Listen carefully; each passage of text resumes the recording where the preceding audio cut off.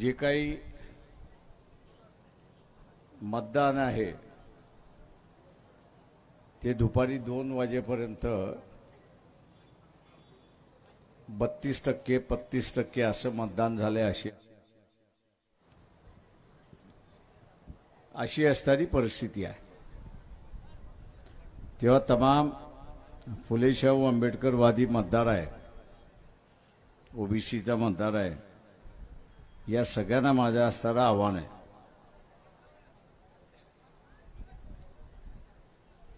की 100% मतदान आपलं झालं पाहिजे, एवढं फक्त लक्षात घ्या।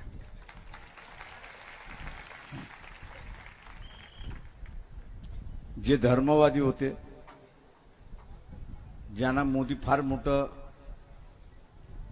क्रांती करणार आहे असं वाटत होतं, त्यांची निराशा झाली आणि म्हणून ते आता मतदानाला जात नाही अशी परिस्थिती आहे।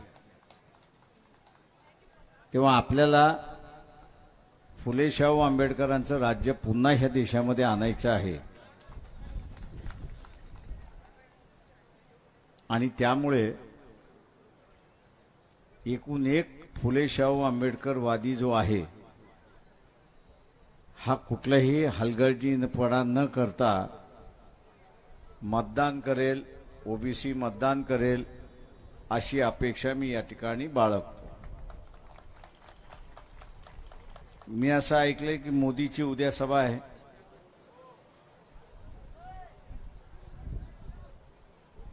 चांगली गोष्ट आहे।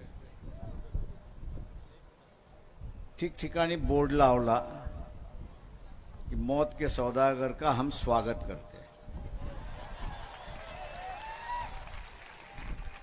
आता मी स्वतः नाही म्हणत आहे, नाही तर तुम्ही म्हणाल की मीच म्हणतोय की आहे मौत का सौदागर, मी नाही म्हणालोय।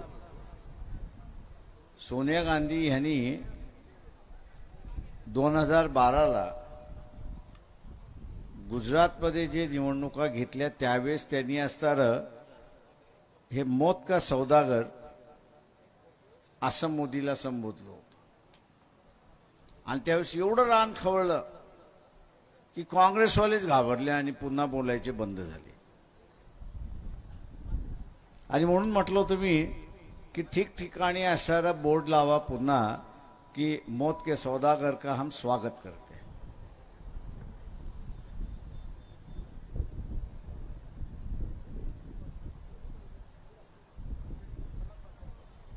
या मौत के सौदागरचं स्वागत कशासाठी करायचं,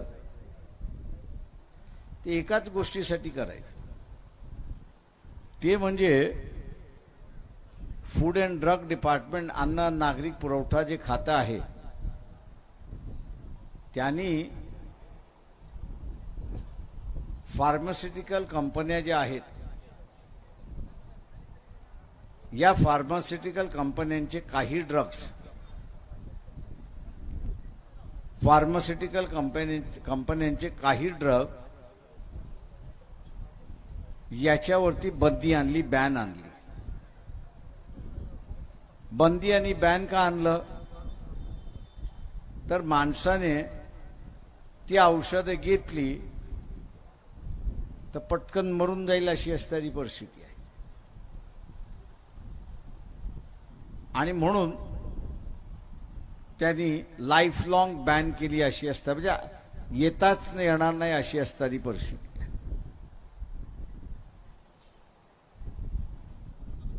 परंतु हे जे इलेक्ट्रोलाइट बॉन्ड आहे, निवडणूक बॉन्ड जो आहे की ज्याच्याबद्दल सुप्रीम कोर्टाने निर्णय दिला की सगळ्यांची नावं द्या, कोणी कोणी असणारा पॉलिटिकल पार्टीला डोनेशन दिलं, कुठल्या कुठल्या कंपन्याने डोनेशन दिलं, त्याच्यामध्ये हे ज्यांचे ड्रग बॅन करण्यात आले होते, बंदी घालण्यात आली होती, अशाने 300 400 कोटीचे हे इलेक्ट्रोल बॉन्ड म्हणजे निवडणूक बॉन्ड विकत घेतले, भारतीय जनता पक्षाला दिले आणि 15 दिवसाने ते जे बॅन ड्रग होते ते पुन्हा बाजारात यायला लागले। आपण आता म्हणतो ना काही ठिकाणी अरे पटापटा माणसं मारायला लागली, काय तरुण होता मेला, ते ह्या ड्रगमुळे मरतात आहेत अशी असणारी परिस्थिती आहे. झालं तर पुढच्या निवडणुकीच्या म्हणजे तिसरी आणि चौथी फेज आहे त्यावेळेस त्या औषध कुठली आहेत, कुठल्या कंपनीने मॅन्युफॅक्चर केलेलं आहे आणि त्या कंपन्याने बीजेपीला या निवडणुकीच्या बॉन्डमधनं डोनेशन दिलं की नाही त्याची माहिती आम्ही त्या ठिकाणी देणार आहोत. तुम्हीच ठरवा आता ह्या मौत के सौदागरला पुन्हा सत्तेवरती बसवायचं का याचा निर्णय आपण त्या ठिकाणी घेतला पाहिजे. म्हणजे पैशासाठी माणसं मेली तरी चालतील, पण माझ्या पक्षाचं असणारं खातं बँक अकाउंट प्रचंड भरलं पाहिजे. दुर्दैव आहे काँग्रेसवाल्यांचं की मटेरियल असून कागदपत्र बाहेर आल्यानंतरही काँग्रेसचं वरचं नेतृत्व मुख गिळून बसलेलं आहे. मला असं वाटलं की काँग्रेसला एक बदला घेण्याची संधी मिळाली. राजीव गांधीचं ज्या पद्धतीने बोफोर्समध्ये बदनामी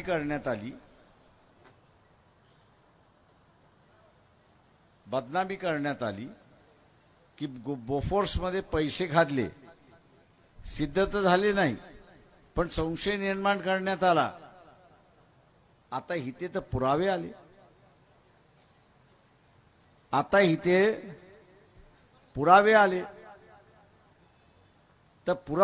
तर काँग्रेसवाले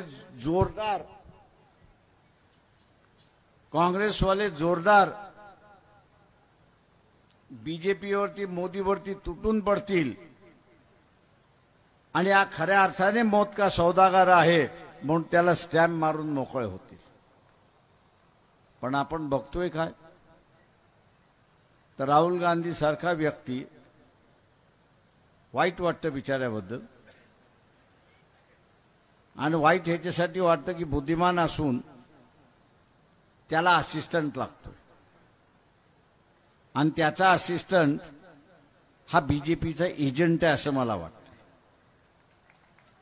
म्हणून वाईट वाटतं. त्या मुंबईच्या सभेमध्ये ज्यांनी कोणी त्याचं स्क्रिप्ट लिहिलं आणि त्यांनी भाषण सुरुवात केलं कि मोदी के साथ हमारा झगड़ा है ही नहीं, अदृश्य शक्ति के साथ हमारा झगड़ा है. म्हटलं आम्ही याला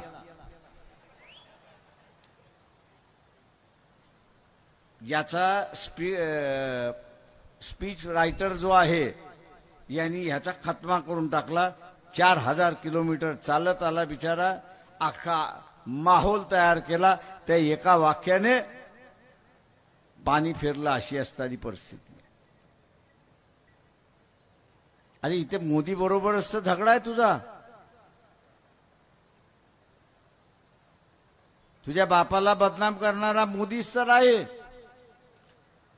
आज मोदी तुमच्या कचाड्यात मिळाला होता, तोडून फोडून मोडून त्याला मोकळं व्हायचं होतं, ते न करता अदृश्य शक्तीशी आम्हाला लढायचंय. अरे बाबा, आमच्या इथं असणारा या अदृश्य शक्ती पैदा करणारा स्मशानात कोण असतो? स्मशानात कोण असतो? मग त्याला एखादा मसनजोगी आणून द्या, तो अदृश्य शक्तीशी लढायला त्या ठिकाणी शिकवेल त्याला. मसनजोगी रात्रीचा अख्खा मसन उठवतो आणि तो म्हणतो हा बघ तुझा बाप, हा बघ तुझी आई, हा बघ तुझा काका, हा बघ तमुकवा. आता त्यांच्याशी थोडं लढायचंय तुम्हाला, मोदीशी लढायचंय. म्हणजे मोदीने पैशासाठी लोकांना जहर विकायला सुरुवात केली. त्याला आत्ता जर थांबवलं नाही तर अजून कुठले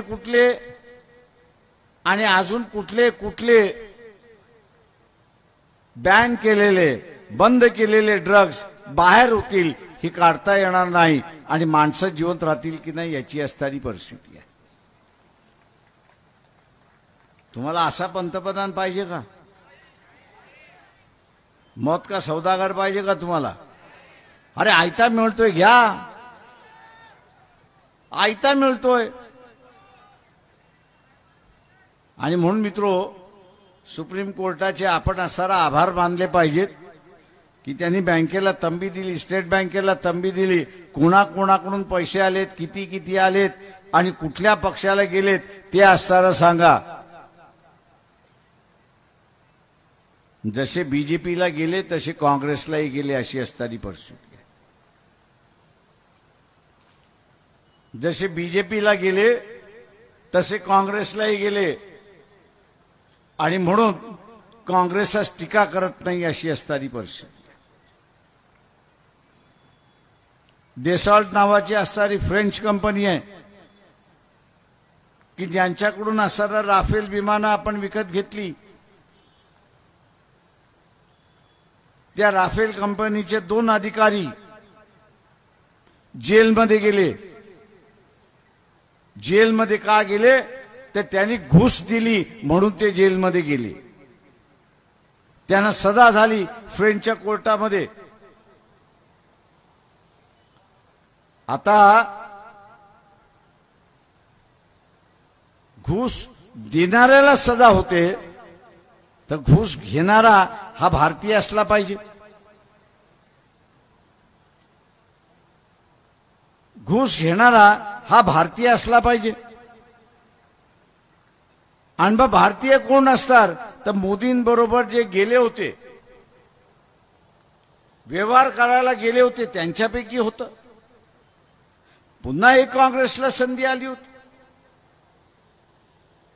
पुन्हा एक काँग्रेसला संधी आली होती की मोदींवरती घेरण्यासाठी की बा फ्रान्समध्ये ज्यांनी घूस दिली त्याला सजा झाली, तर इथे ज्यांनी घेतली ते कोण आहे ते शोधा,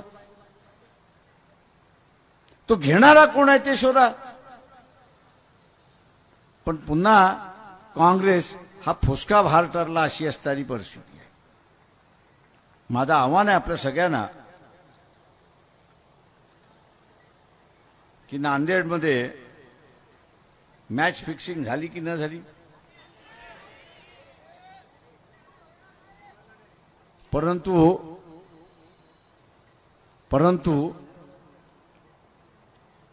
लोकांनीच इथं ठरवलं होतं की इथल्या राजकीय पक्षाने मॅच फिक्सिंग जरी केलं तरी मतदार आणि मोदी अशी लढाई आपल्याला या ठिकाणी दिसते.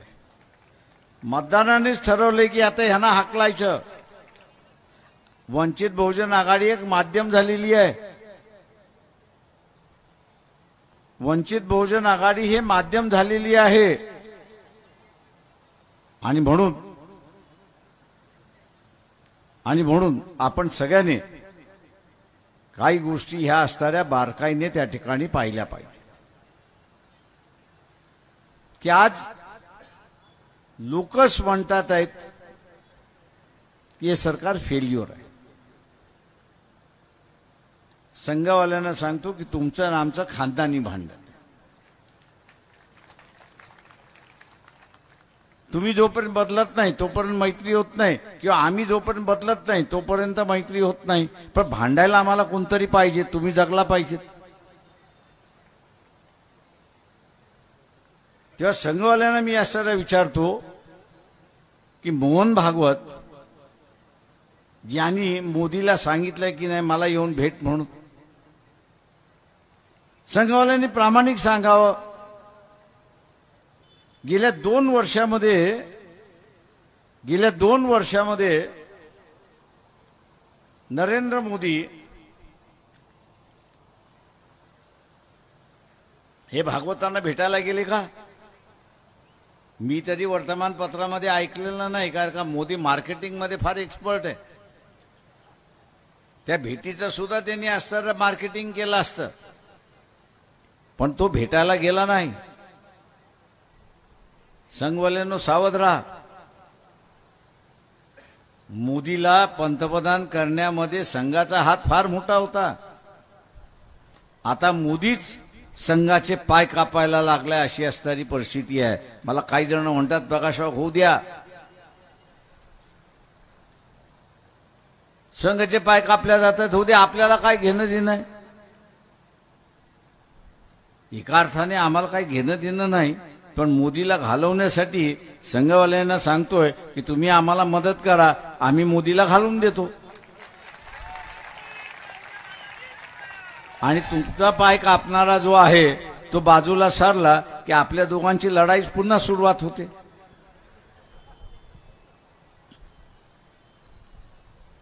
आणि म्हणून मित्रो, या माणूस बेभरोशाचा आहे.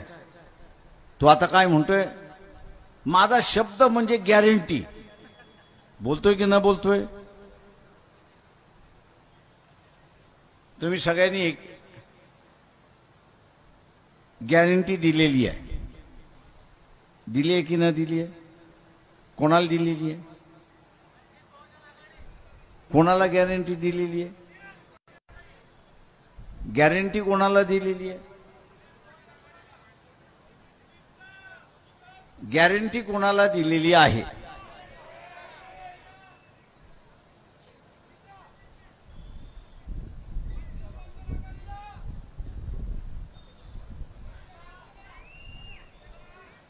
व्यक्तिगत गॅरंटी कोणाला दिलेली आहे? व्यक्तिगत गॅरंटी कोणाला दिलेली आहे? तुम्ही किती जणांचं लग्न झालं त्यांनी हात वरती करा.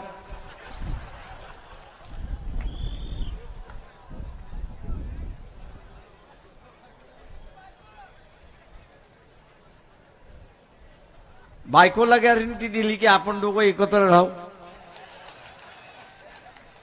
मोदीने सुद्धा ती गॅरंटी दिली नाही असं नाही, मोदीने सुद्धा गॅरंटी दिली. त्यांनी पाळली का? मग त्याच्या उत्तर गॅरंट्या कशा पाळायच्या?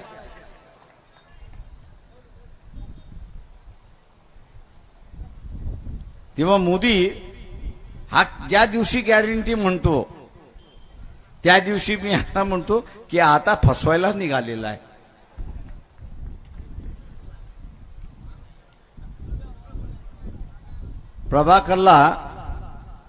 प्रभाकरन हे नाव ऐकले का तुम्ही? ऐकलंय का? कोण आहे हा?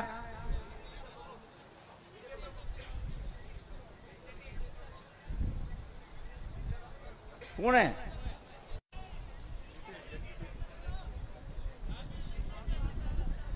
राहू दे. अरे तू गेला मेला.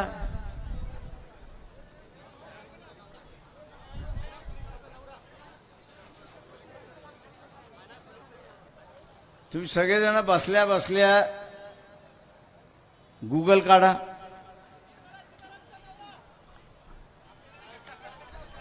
बरोबर आलं. जे अर्थमंत्री आहेत निर्मला सीतारामन, यांच्या पतीचं नाव आहे प्रभाकर. त्यांची एक 5 दिवसापूर्वी मुलाखत आहे. मी मुसलमानांना आग्रह करणार आहे की त्यांनी ती मुलाखत बघावी.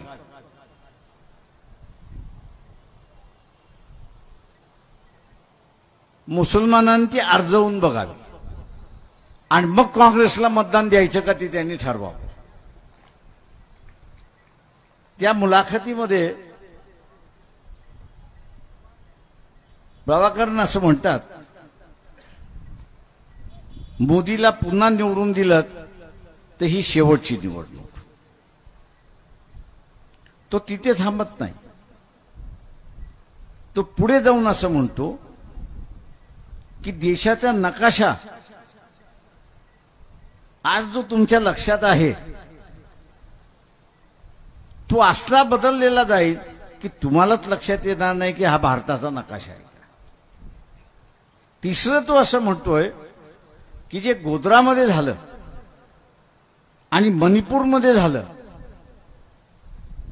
ते भारताच्या कानाकोपऱ्यामध्ये सुद्धा होऊ शकतं. शेवटी त्यांनी असं म्हटलं की आरागत आरागत आरागत असं मागणार. आपल्याच मंत्रिमंडळातला एका मंत्र्यांच्या कुटुंबातला माणूस या गोष्टी बोलल्यानंतर मोदी घाबरला, प्रचंड घाबरला. आणि म्हणून आता आपण बघत असाल की मोदीचं भाषण सुरुवात होता होता तो पहिल्यांदा म्हणतो घटना आम्ही बदलणार नाही. डॉक्टर बाबासाहेब आंबेडकर आले तरी तेही बदलू शकणार नाही. मोदीचं हे वाक्य की डॉक्टर बाबासाहेब आंबेडकर सुद्धा बदलू शकणार नाही हे खरं आहे असं मानतो. कारण का 56 साली बाबासाहेब गेले, पुन्हा या ठिकाणी येणार नाहीत अशी परिस्थिती आहे. त्याच्यामुळे जो माणूस परत येणार नाही तो घटना दुरुस्त करणार नाही. पण आपल्याला विश्वास यावा म्हणून तो असं म्हणतो की बाबासाहेब जरी आले तरी ही घटना बदलू शकणार नाही. मोदीजी, आम्ही आणि तू प्रभाकरला असं विचारतोय की तू बदलणार आहेस की नाही एवढं सांग. आता मोदीमध्ये आणि आपल्यामध्ये फरक काहीच नाही आहे. तुम्ही विचाराल कसं? तुम्ही शपथ घेताना कोणाची शपथ घेता? आईची शपथ घेऊन सांगतो, बापाची शपथ घेऊन सांगतो, पोराची शपथ घेऊन सांगतो, बरोबर आहे. पण मी कधी माझी शपथ घेऊन सांगत नाही. मेला तर बाप मरेल, मेला तर आई मरेल, पोरगा मरेल, मी जिवंत राहीन. तसं मोदीचं आहे, तसं मोदीचं आहे. तो दुआ काय देतो, बाबासाहेब सुद्धा येऊन बदलणार नाही. अरे आम्ही विचारतोय तू बदलणार आहेस की नाही ते पहिल्यांदा सांग. ज्यावेळेस मोदी असं म्हणत नाही की मी स्वतः ही घटना बदलणार नाही, तोपर्यंत विश्वास ठेवण्यात अर्थ नाही. आपण जसं समोरच्याला फसवतो, बापाची शपथ घेऊन, आईची शपथ घेऊन, मुलाची शपथ घेऊन जसं आपण फसवतोय तसं मोदी आपल्याला फसवतोय, हे आपण गुडघ्यात बांधली पाहिजे. तो बदलणार, तो बदलणार. याचं कारण की त्याला हुकुमशाह व्हायचं. तो बदलणार याचं कारण त्याला असणारा हुकुमशाह व्हायचं आहे. 2 की 3 दिवसापूर्वी मोदींची टीव्हीवरती मुलाखत होती. कोणी ऐकलं का?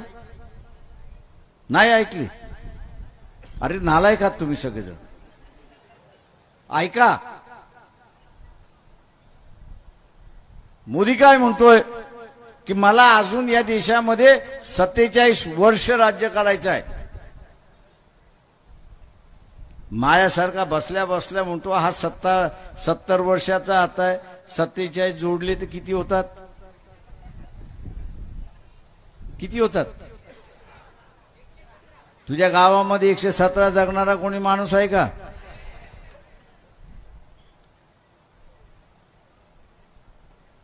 म्हणजे एक तर हा स्वप्नात जगत असेल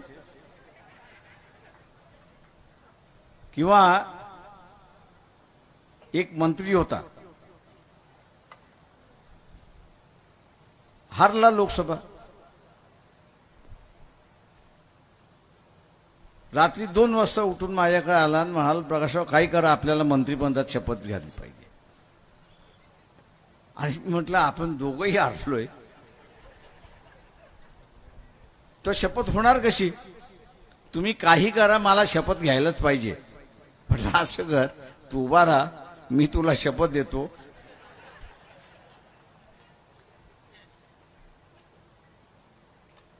त्यांनी केलं ना उभं राहून.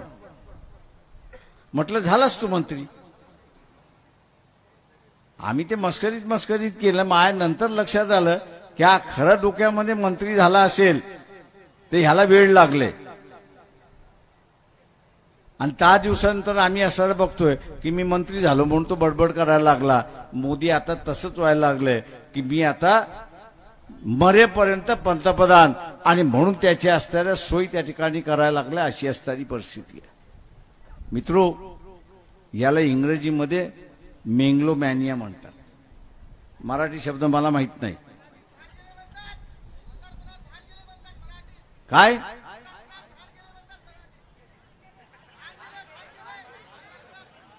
भांग गेला? अरे मला वाटलं तो भांग प्यायल्यानंतर तसं होतं.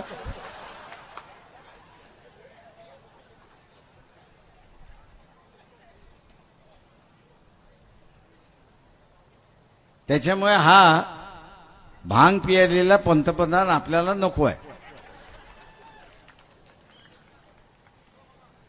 मित्रो,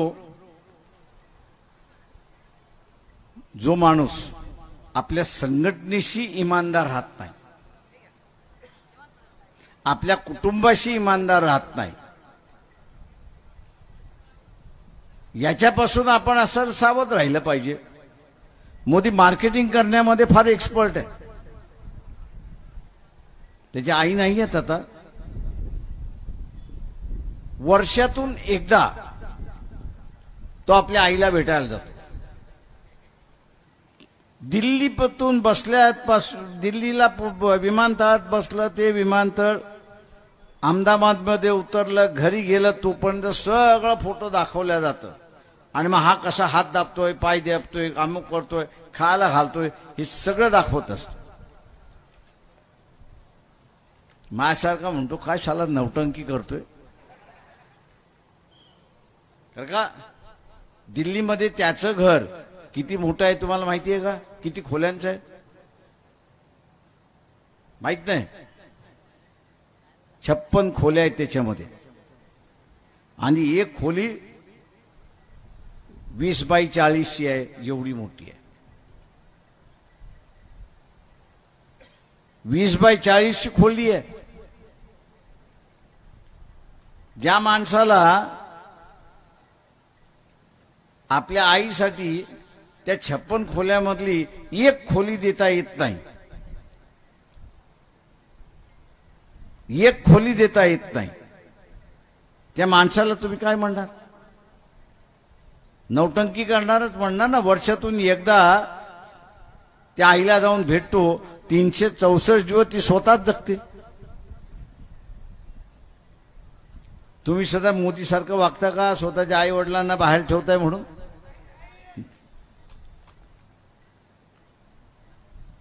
बरं, हा का ठेवत नसेल त्याच्या आईला, मला सांगा बरं.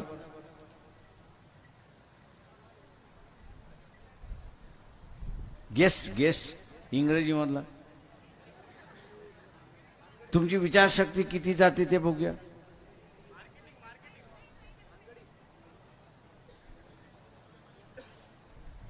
तू काय भानगडी करतो? आपल्या आईला कळू नये म्हणून तो ठेवत नाही, अशी असणारी परिस्थिती आहे. तू काय भानगडी करतो? आपल्या आईला कळू नये म्हणतो तू अहमदाबादला राहा, मला जे करायचं ते मी करतो.